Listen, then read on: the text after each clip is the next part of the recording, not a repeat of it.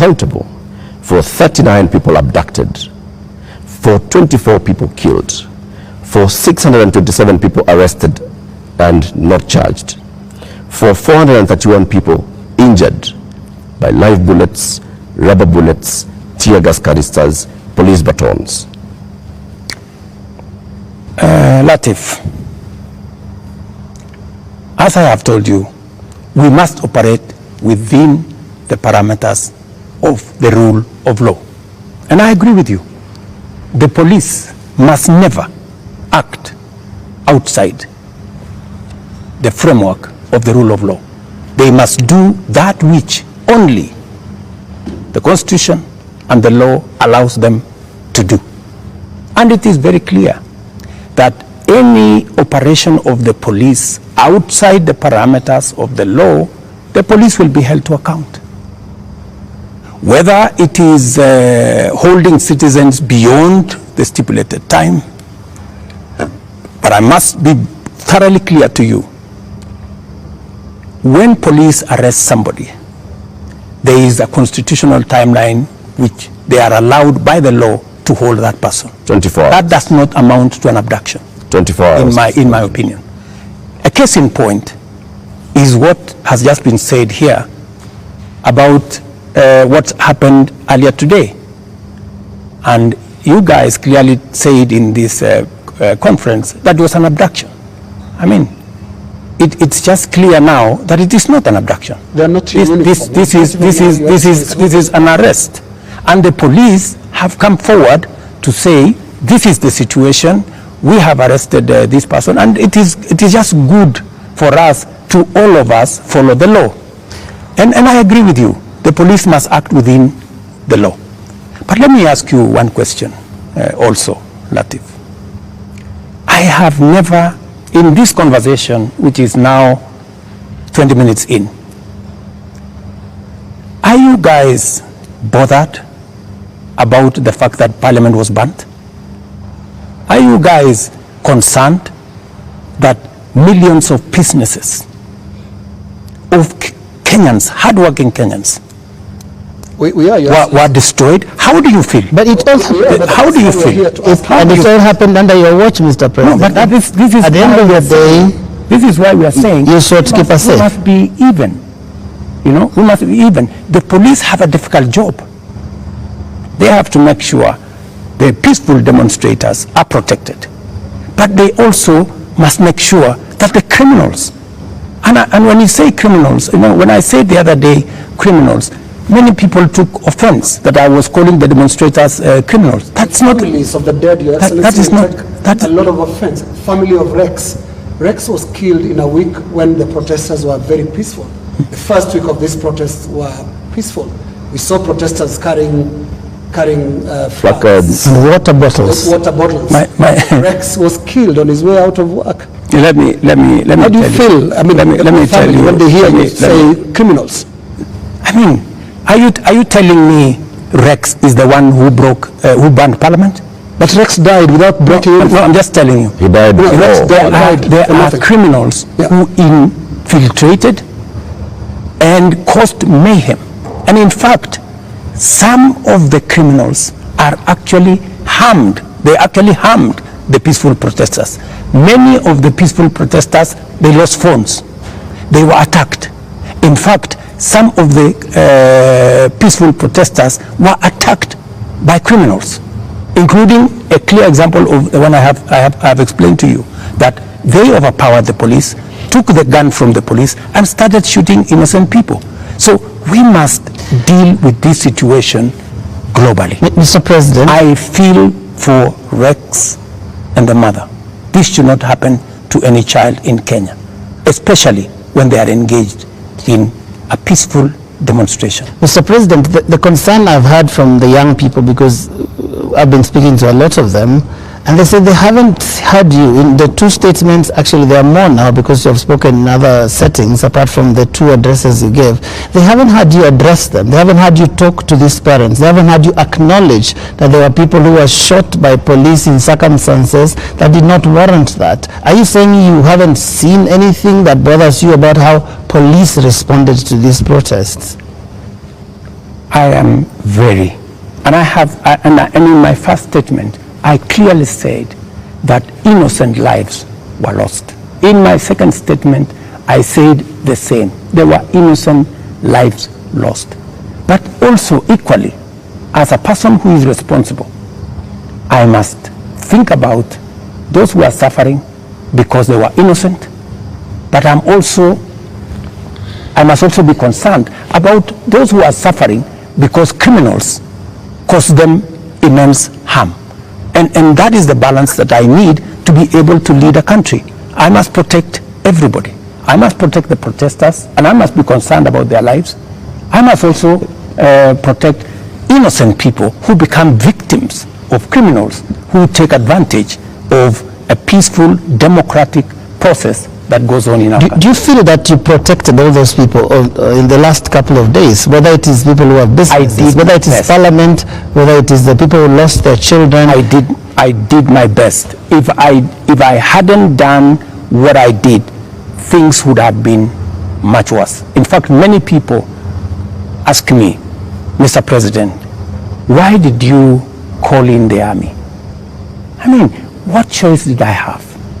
I mean, it would have been very reckless of me in the face of the kind of harm people had gone through, the 19 lives that were already lost, in the face of a burning Chief Justice office, Parliament, and the rest of it. I mean, it would have been very reckless of me not to mobilize every arm of government and every arm of our security agencies to protect the country and to protect lives. You acted as commander-in-chief. You also acted as president, head of government, and the person who took the sword and promised to protect the people of Kenya. You chair the National Security Council, which brings in the head of the police, the head of the intelligence, the head of the military, and cabinet secretaries in those dockets. Did you have information prior to Tuesday that there was going to be infiltration of the peaceful demonstrations by the criminal elements that you've talked about more than once? And if you did, what did you do about it?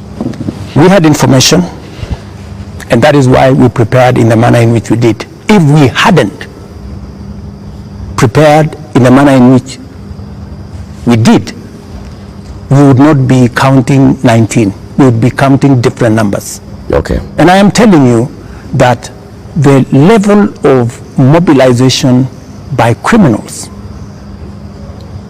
was heavy. In fact, many of the peaceful protesters, many of the young people, very well-meaning young people, left the town by 10, maybe 11, because they realized, and in fact you could hear them in their zelo. They were saying, guys, we are this is not our group. Let us go. Let us leave. You could hear them. It was in public domain that the peaceful demonstrators all of a sudden realized that the whole thing had metamorphosed into criminality. So there were criminal elements that basically hijacked. So Tuesday, Wednesday, Thursday, Friday, Saturday, it is Sunday. Mr. President, how many people are in custody on account of this? Those who you said they conducted treasonous activities, there were criminal elements. You will see them in court tomorrow. How many people are in custody? You will see them in court tomorrow. The police know what I have a ballpark brief by the police that they have enough people. They have actually, because in Kenya nowadays, you cannot commit crime and get away with it. Those who attacked Parliament are on CCTV. Those who attacked the judiciary are on CCTV. Those who attacked everywhere, those who destroyed people's shops are on CCTV. Many of them are on the run, but we will catch them. Similarly, Your Excellency. Similarly, Your Excellency. Similarly. To your question, so the police are at it, because if we don't deal with impunity, we will not have a country. Now, similarly, Your Excellency, you speak of them, protesters being on CCTV. Not the protesters, I'm saying the criminals who attacked Parliament. Right. Now, every policeman also without uniform conducted an abduction, those have been captured on camera. Those who captured Shad Kiprono were captured on camera. Those who captured Alfred Keter today were captured on camera, and a number of other such incidents. Similarly, so that because I can hear you balancing. Yes, that's correct. Yes, are we going to see action against the killer cops, or were they doing what you are saying you had to do to prevent this from being bad? Any killer cop who went beyond what is provided for in the law, action will be taken against them. But to your question, are you telling me, Linus, that a police officer becomes only a police officer when they are in uniform? No. Police officers can identify themselves even when they are in civilian. So, and when a police officer comes to you and says, this is my ID, I am police officer, you are under arrest for the following reasons, that is legitimate. You cannot tell me that because they were in civilian, then what they did was wrong. And you know that's not what they do. And that's not what they did to Alfred Keter or Shad Kiprono. Were you there? We have the CCTV footage. It's there. I would suggest, Linus, that we be fair to the police as well. And I have given you my word. Any police officer who does anything beyond the provisions of the law know the consequences. Just as any citizen who also participates in actions that are outside the law, they also know the consequences. And it is our responsibility to make sure that security agencies act in accordance with the law. As citizens, we act in accordance with the law so that we can have a law-abiding, rules-based, rule of law-based country. As things stand now, Mr. President, are you satisfied with how the police handled this whole matter? I think the police have done the best they could. If there are any excesses, we have mechanisms to make sure that those excesses are dealt with. Let's wrap up this way, Your Excellency, on that topic. You have absolutely no regrets about the abductions and no regrets about the killings? Those are your words. Those are not mine. They're also your deputy's words. Don't put words in my mouth. They're also your deputy's words, and it's part of your government, because it's so scary, Mr. President, sitting there and telling the whole country that from this moment on, we should not believe what your deputy tells us about the state of the nation until you speak. Yet we all thought that you're part of the same government. Don't inject my deputy into this conversation. I think it is not fair, since he's not here, to tell you in what context he said whatever he said. I think it is not proper to discuss the deputy president here, and he's my deputy. Please let me deal. But have you asked him that you had a press conference with the issues as they are now? I think being personal and going that direction does not help. I wish this was personal, Mr. President, but it's a really serious national issue that right after you spoke, your deputy told the whole world that he was informing us that extrajudicial killings and abductions had returned to this government that he is part of. How surely can that be personal, Mr. President? I am sure that if you interview the deputy president, he will answer that appropriately. You haven't asked him? You can take it from me that extrajudicial killing will not be part of an administration that I run. I can say that without fear any contradiction. Yes, in the interest of moving this conversation forward, Your Excellency, I want us to look into the last 2 extraordinary weeks that this country has had. Protests that you called tribeless and some of your aides call leaderless. But protests that are led by young people who are unhappy with how you've run this country for the last just under 2 years now. But the question they have as they look at you and watch as you speak today, Your Excellency, do you get it? I get it. Let me tell you, my good friend Linus,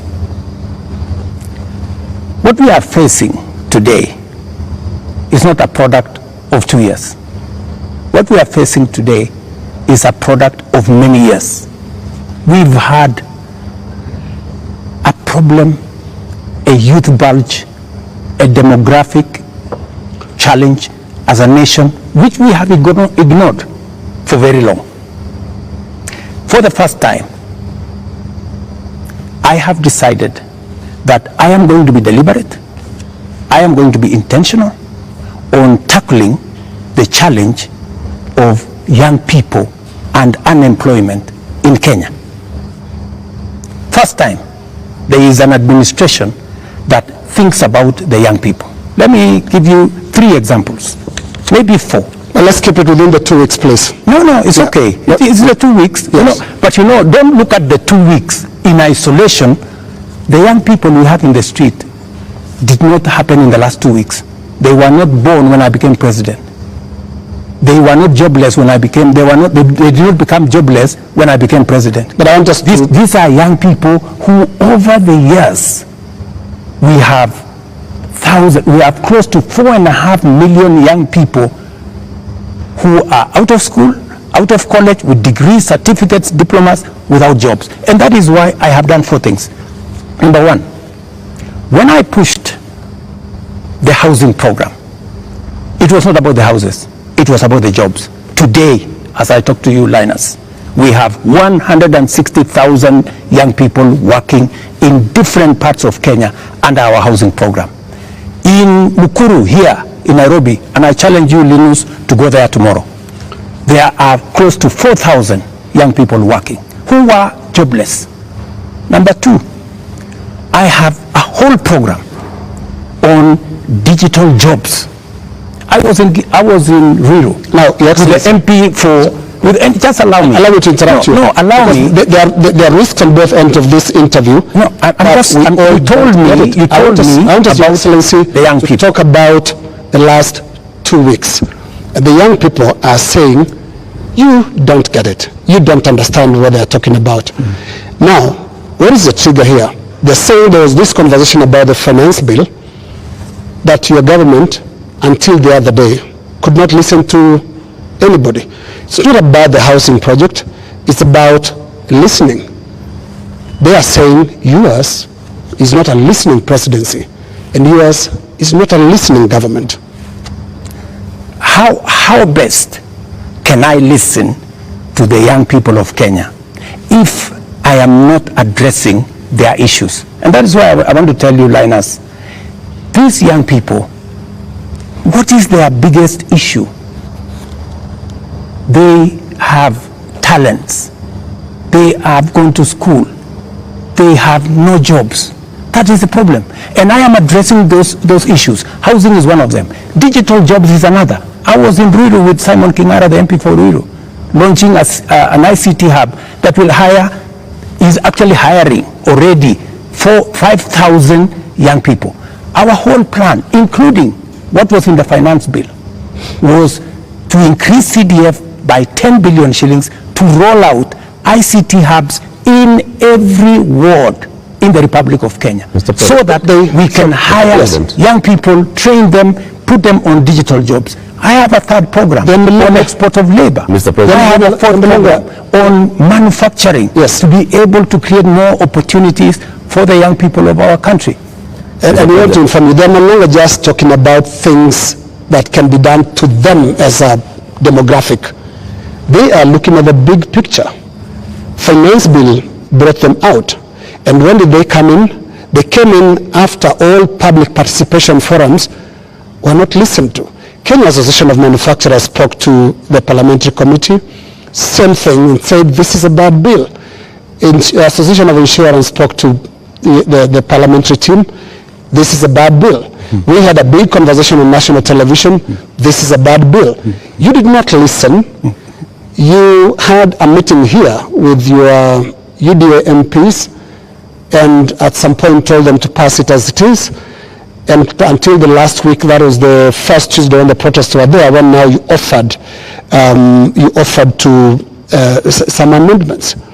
They're saying you're just not listening, and it's not about them, it's about the big picture issues. And we'll come to them, including the question of corruption, which is not really a youth thing. Indeed, Mr. And just to add on to that, Mr. President, have been more Mr. President, I just want to come in your analysis. I just want to add on to that, Mr. Because I want to add on to because let me just finish it. It's the same question. It's the same question. Mr. President, if you went into all the X spaces where the youth are speaking, if you looked at the demonstrations and what they were saying, the placards they are carrying, none of them has talked about we don't have jobs. None of them have talked about the housing jobs are not enough for us. None of them have talked anything about what you have mentioned. So it's not that they are not seeing about the jobs.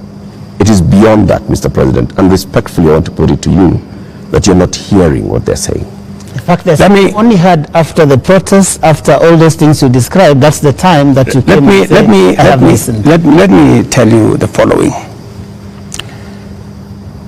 The rejection of the finance bill, and this goes to what Linus has said, that we didn't hear anything. Let me tell you, the process of a finance bill, in fact, you know, many people believe in Kenya that the finance bill is an invention of William Ruto. It is not an invention of William Ruto. The finance bill is an instrument that has been with us ever since independence. Only that we have made it much more transparent. Only that we have brought out more to the public. And that is why there is greater interrogation of what government is doing, especially